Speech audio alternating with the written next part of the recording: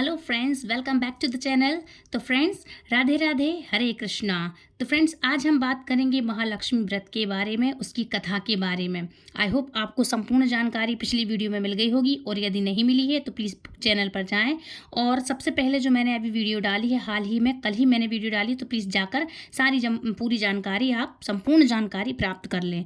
तो महालक्ष्मी व्रत भाद्रपद मास के शुक्ल पक्ष की अष्टमी तिथि के साथ शुरू हो जाता है।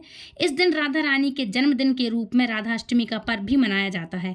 इसी दिन से महालक्ष्मी का व्रत शुरू हो जाता है और 16वें दिन यानी 17 सितंबर को समाप्त होगा ये व्रत, और 14 तारीख को ये व्रत मनाया जाता है। दूसरे दिन तक, मतलब सुबह उस दिन रात तक आपको जागरण भी करना चाहिए, पूजा पाठ करना चाहिए, और आज के दिन विधि पूर्वक श्राद्ध से महालक्ष्मी व्रत रखा जाता है। श्रद्धा से श्राद्ध के दिनों में बीच में पड़ता है, तो ये इसलिए मैंने बोला श्रद्धा से रखना, श्राद्धों के बीच में पड़ता है।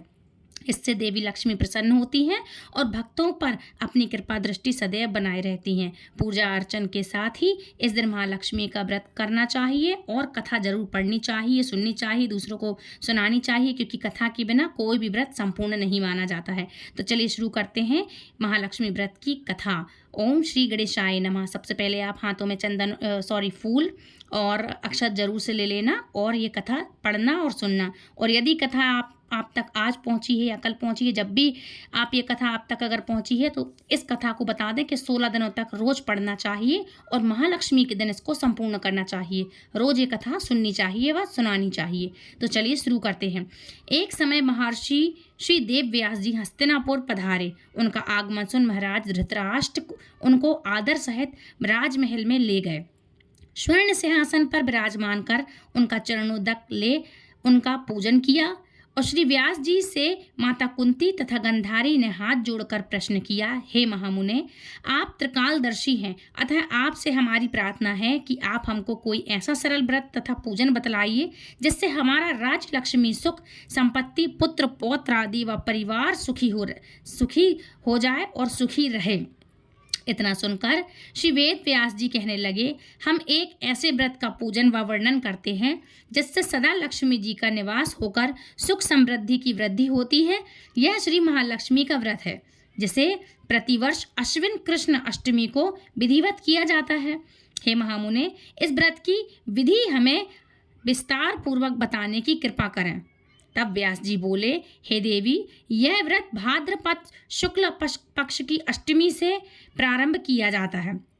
इस दिन स्नान करके 16 सूक्तों के धागों का डोरा बनाएं, इसमें 16 गांठ लगाएं, हल्दी से पीला करें, प्रतिदिन 16 दूबा इसको अर्पित करें। गेहूं डोरे को चढ़ाएं, मतलब जो जवारे बोते हैं उनको भी बनाना चाहिए ये डोरा, और इसका एक डोरा बनाकर रोज उसमें एक गांठ लगाना चाहिए प्रतिदिन 16 दिनों तक। तब वो 16वें दिन तैयार होता है वो डोरा। और जो नहीं बनाते हैं, ऐसा नहीं कर पाते हैं, तो महालक्ष्मी के दिन ही 16 गांठों का गंडा तैयार करें, मतलब एक डोरा बनाएं, या तो उसको हाथ में पहने या गले में धारण करें।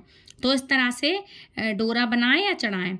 अश्विन मतलब कुंवार का महीना, कृष्ण अष्टमी के दिन उपवास रखकर मिट्टी के हाथी पर श्री लक्ष्मी जी की प्रतिमा को विराजमान करना चाहिए। विधि पूर्वक इसका पूजन करें। इस प्रकार श्रद्धा भक्ति सहित महालक्ष्मी जी का व्रत पूजन करने से आप लोगों की राजलक्ष्मी में सदा अभिवृद्धि होती रहेगी। इस प्रकार व्रत का विधान बताकर श्री देव व्यास जी अपने आश्रम को प्रस्थान कर गए। इधर समयानुसार भाद्रपद शुक्ल पक्ष की अष्टमी से गांधारी तथा कुंती अपने अपने महलों में के नगर में स्त्रियों सहित व्रत का प्रारंभ करने लगी। इस प्रकार 15 दिन बीत गए। 16वें दिन अश्विन मास के कृष्ण पक्ष की अष्टमी के दिन गांधारी ने नगर की सभी प्रतिष्ठित महिलाओं को पूजन के लिए अपने महल में बुलवा लिया। माता कुंती के यहाँ कोई भी महिला पूजन के लिए नहीं आई। साथ ही माता कुंती को भी गांधारी ने नहीं बुलाया। ऐसा करने से माता कुंती ने अपना बड़ा अपमान समझा। उन्होंने पूजा की कोई तैयारी नहीं की एवं उदास होकर बैठ गईं। जब पांचों पांडवों को युधिष्ठिर, अर्जुन, भीम, नकुल और सहदेव महल में आए, तो कुंती को उदास देखकर पूछा, हे माता, आप इस प्रकार उदास क्यों हैं? आपने पूजन की तैयारी क्यों नहीं की? तब माता कुंती ने कहा, हे पुत्र, आज महालक्ष्मी जी के व्रत का उत्सव गांधारी के महल में मनाया जा रहा है। उन्होंने नगर की समस्त महिलाओं को बुला लिया और उनके 100 पुत्रों ने मिट्टी का एक विशाल हाथी बनाया है, जिस कारण सभी महिलाएं उस बड़े हाथी का पूजन करने के लिए गांधारी के यहाँ चली गईं, लेकिन मेरे यहाँ नहीं आईं। यह सुनकर अर्जुन ने कहा, हे माता, आप पूजन की तैयारी करें और नगर में बुलावा लगवा दें कि हमारे यहाँ स्वर्ग के ऐरावत हाथी की पूजन होगी। इधर माता कुंती ने नगर में ढिंडोरा पिटवा दिया और पूजा की विशाल तैयारी करने लगी। उधर अर्जुन ने बाण के द्वारा स्वर्ग से ऐरावत को बुलवाया, ऐरावत हाथी को बुलवा लिया। इधर सारे नगर में शोर मच गया कि कुंती के महल में स्वर्ग से इंद्र का ऐरावत हाथी पृथ्वी पर उतरकर पूजा जाएगा। यह समाचार को सुनकर नगर के सभी नर नारी, बालक एवं वृद्धों की भीड़ एकत्रित होने लगी कुंती के महल में। उधर गंधारी के महल में हलचल मच गई। वहां एकत्रित हुई सभी महिलाएं अपनी अपनी थालियां लेकर कुंती के महल की ओर जाने लगीं। देखते ही देखते कुंती का सारा महल ठसाठस भर गया। माता कुंती ने ऐरावत को खड़ा करने हेतु अनेक रंगों के चौक पुरवाकर नवीन रेशमी वस्त्र बिछवा दिए और नगरवासी स्वागत की तैयारी में फूलमाला, अबीर, गुलाब, केसर, कुमकुम हाथों में लिए पंक्तिबद्ध खड़े थे। जब स्वर्ग से ऐरावत हाथी पृथ्वी पर उतरने लगा तो उनके आभूषणों की ध्वनि गूंजने लगी। ऐरावत के दर्शन होते ही जय जयकार के नारे लगने लगे। सायंकाल के समय इंद्र का भेजा हुआ हाथी ऐरावत माता कुंती के भवन के चौक में उतर आया।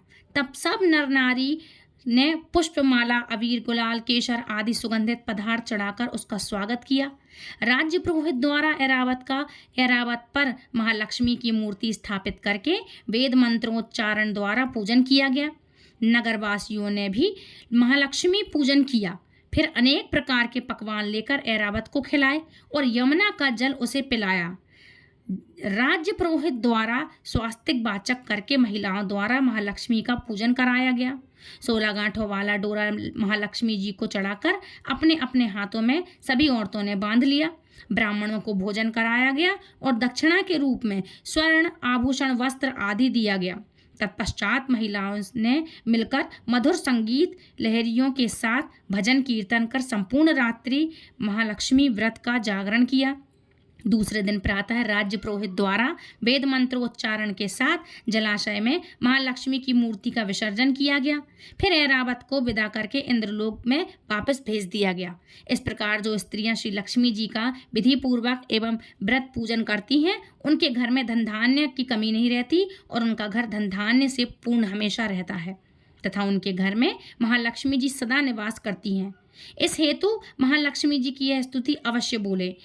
महालक्ष्मी नमस्तुभ्यम सुरेश्वरी, हरिप्रिये नमस्तुभ्यम दयानिधे।